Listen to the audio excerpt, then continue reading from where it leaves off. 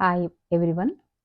ఈరోజు నేను ఆహ్, థైరాయిడ్ గ్రంథి గురించి లేక థైరాయిడ్ హార్మోన్ గురించి కంప్లీట్‌గా ఒక పిక్చర్ మేము ఇవ్వాలని అనుకుంటున్నాను. అంటే థైరాయిడ్ ఎందుకొస్తుంది? సో, థైరాయిడ్ గురించి ఎవరైతే బాధపడుతున్నారో వాళ్ళు తీసుకోవాల్సిన కొన్ని జాగ్రత్తల గురించి ఈరోజు ప్రత్యేకంగా మాట్లాడాలనుకుంటున్నాను. ఇది చాలా మందికి నచ్చుతుంది. పైగా ఎంతో ఎక్కువ మంది థైరాయిడ్ బాధితులున్నారు కాబట్టి వాళ్ళందరికీ ఇది చాలా అవసరమవుతుందని నేను ఆశపడుతున్నాను. సో, ఇవన్నీ కూడా నేను నేర్చుకొని చెప్తున్నానండి. ఇవి నా సొంత మాటలు కాదు.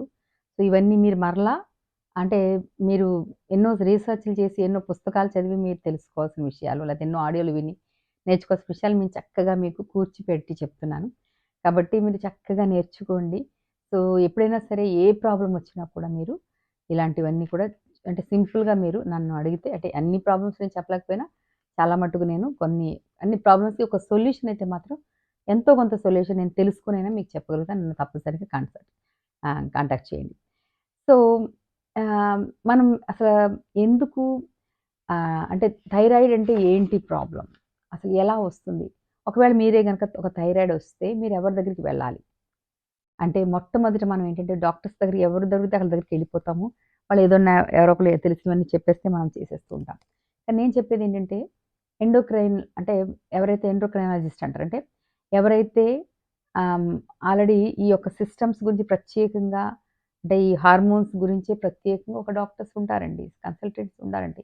సో, వాళ్ళు ఆ కన్సల్టెంట్ దగ్గరికి మాత్రం మీరు వెళ్ళగలిగితే సో, ఈ యొక్క థైరాయిడ్ గురించి మీరు చాలా కంప్లీట్ వాళ్ళైతే అన్ని రీసెర్చ్‌లు చేసి సో, మీరు చెప్పేవన్నీ రాసుకొని చక్కగా మంచిగా ఏం ఏం చెప్పారు? అసలు ఇంతకుముందు అసలు మీ ఫ్యామిలీ హిస్టరీ ఏంటి?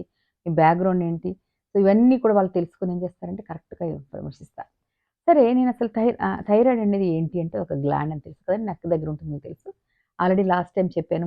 3 ఇంపార్టెంట్ గ్లాండ్స్ గురించి చెప్పాను. పిట్యూటరీ హెడ్‌లో ఉంటే ఇక్కడ అది అది చిక్కుడు గింజ ఆకారంలో ఉంటే ఇదేమో ఇక్కడ బటర్‌ఫ్లై ఆకారంలో థైరాయిడ్ ఉంటుంది. సో, అంటే ఇన్సులిన్ గురించి ఆల్రెడీ చాలా సార్లు చెప్పుకున్నాం కాబట్టి దాని గురించి పక్కన పెడదాం.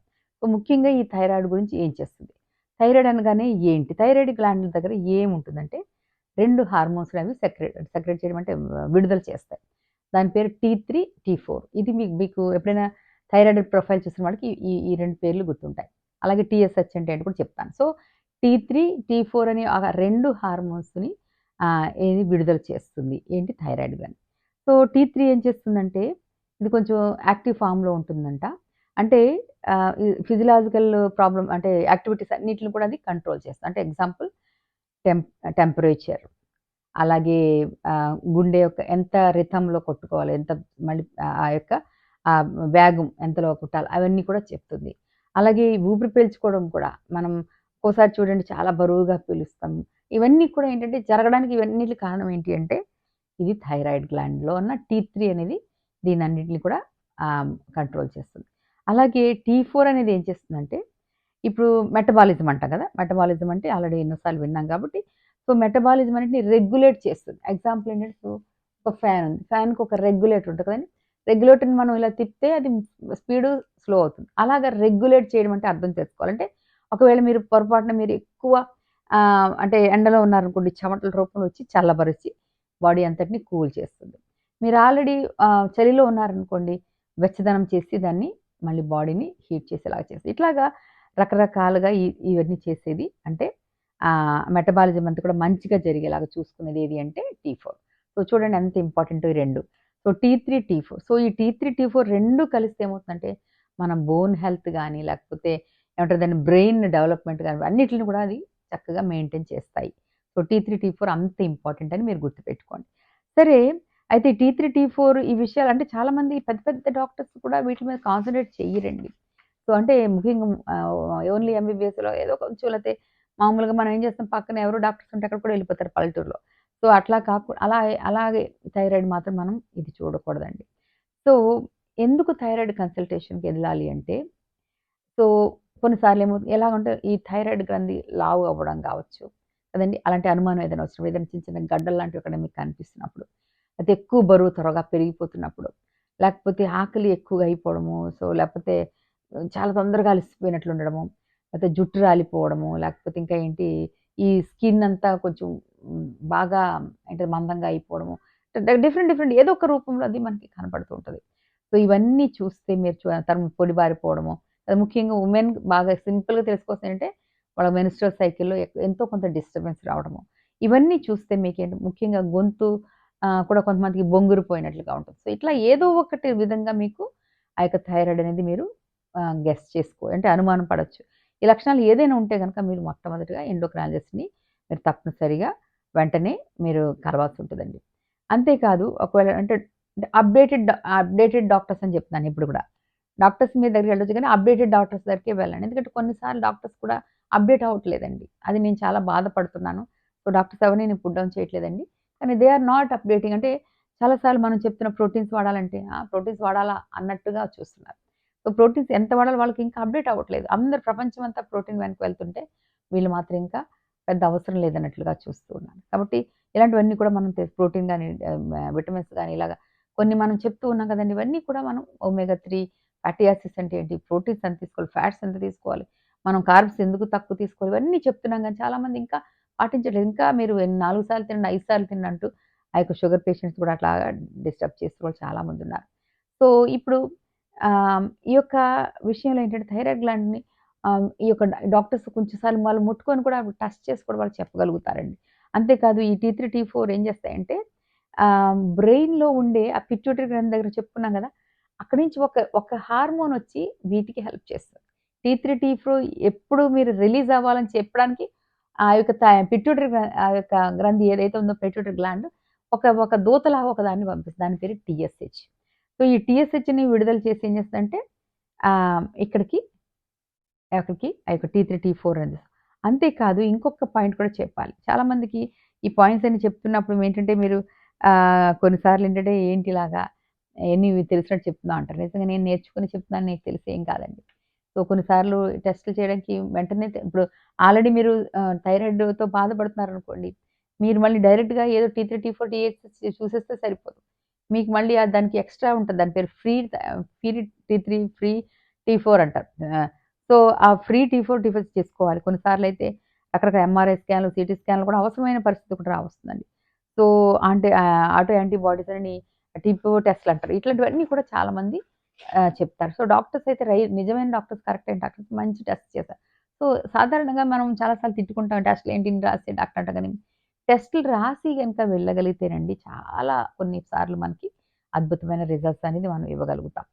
సో, సరే. సో, మీకు చాలా సార్లు ఏమంటారంటే అంటే చిన్న చిన్న విషయాలు కూడా మనకు అవగాహన అవ్వదు. మీరేంటి నేనైనా ఎవరైనా కూడా మనకు తెలీదు. ఎంత వాడుతున్నావు అంటే, నేను 25 ఎంజీ వాడుతున్నానండి అంటారు. ఎంజీ అంటే ఏంటంటే మిల్లీగ్రామ్స్ అనుకుంటా. సో, షుడెంట్ సేస్ 25 అండి లేకపోతే 50 గ్రామ్స్ అండి.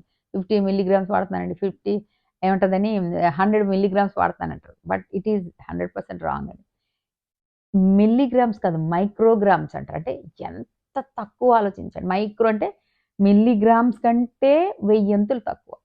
సో, అంటే ఒక మైక్రోగ్రామ్స్‌లో వాడే ఆ చిన్న ఏమంటారు ఆ గ్లాండ్‌లో ఉన్న రిలీజ్ అయ్యే ఆ చిన్న ఏమంటారు ఈ టీ3, టీ4 లాంటి ఆ చిన్న చిన్న థైరాక్సిన్ ఇప్పుడు అదే కదా! చాలా తక్కువ వేస్తారు. అంత చిన్న టాబ్లెట్ లేకపోతే అంత చిన్న మందు మనకి ఎంతగా బాడీని ప్రభావితం చేస్తుంది. సో, అది వినడానికే చాలా ఆశ్చర్యంగా ఉంటుందండి. సరే ఆహ్, ఈ చిన్న చిన్న ఈ యొక్క హార్మోన్స్ గురించి చెప్పినప్పుడు ఏం చేశారంటే ఇవన్నీ ఇంత చిన్న హార్మోన్స్ ఇంత పెద్ద శరీరాన్ని కంట్రోల్ చేస్తున్నాయనే విషయం కూడా మనం నిజంగా ఆశ్చర్యపోవాల్సిన విషయమే కానీ ఇట్ ఈస్ ట్రూ అండి. సరే ఇంకొకటి ఏం చెప్పాలనుకున్నానంటే ఇంతకీ టీ3, టీ4లు ఎలా తయారవుతాయని చెప్పాను కదా! ఇందాక మర్చిపోయాను మధ్యలో. టీ3, టీ4 పైనుంచి ఈ యొక్క ఏముంటది పిట్యూటరీ గ్రంథి నుంచి పంపిస్తుంది. టీఎస్‌హెచ్‌ని తయారు చేసి ఈ యొక్క థైరాయిడ్ గ్రంథి దగ్గరికి పంపిస్తుంది. రెడీ అవ్వు, నువ్వు రిలీజ్ అవ్వు అని చెప్పేసి అది ఒక విధంగా అది వచ్చి వీటిని లేపుతదనమాట. అంటే చార్జ్ ఇచ్చినట్టుమాట. ప్లగ్‌లో కనెక్షన్ పెడితే ఎట్లాగా అట్లాగా అదొచ్చి ఈ రెండిటిని రెడీ అవ్వండి అంటే అవొచ్చి రిలీజ్ అవుతూ ఉంటాయి. సో, అంతేకాదు ఇంకొకటి కూడా మీరు గుర్తుపెట్టుకోవాల్సిందంటే బ్రెయిన్‌లోనే మళ్ళీ హైపోథాలమస్ అని చెప్పుకుంటాం కదా! సో, హైపోథాలమస్ దగ్గర నుంచి కూడా టీఆర్‌హెచ్ అని ఇది కూడా మైండ్‌లో పెట్టుకోండి. టీఆర్‌హెచ్ అనేది కూడా మరొక అంటే ఇదొక విడుదల అయ్యి వస్తుంది. ఇది కూడా ఏం చేస్తుందంటే ఎంత క్వాంటిటీ చెయ్యాలి? ఎంత క్వాంటిటీ టీ3 అవ్వాలి? ఎంత క్వాంటిటీ టీ4 రావాలి? ఇవన్నీ కూడా పర్ఫెక్ట్‌గా 2 కలిసి గైడ్ చేస్తాయి. అంటే ఇక టీ3, టీ4ని అక్కడ పైనుంచి టీఎస్‌హెచ్ మరియు టీఆర్‌హెచ్ ఇవన్నీ కూడా కలిపి ఈ 4 పేర్లు గుర్తుపెట్టుకోవడానికి ట్రై చేయండి. అట్‌లీస్ట్ టీ3, టీ4, టీఎస్‌హెచ్ అయినా గుర్తుపెట్టుకుంటే చాలు.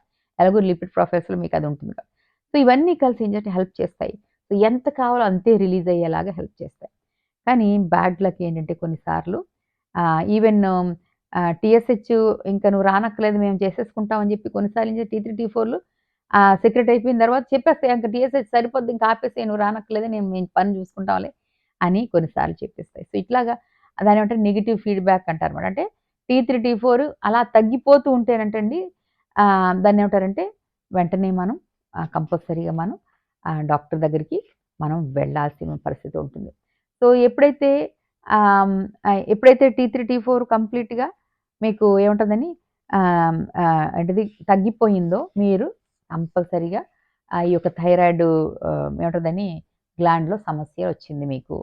లేకపోతే పెరిగిపోయినా కూడా తగ్గిపోయినా నెగెటివ్ ఫీఆర్ 2 రకాలుగా కూడా ఉంటుంది. హైపో అండ్ హైపర్ కదండీ!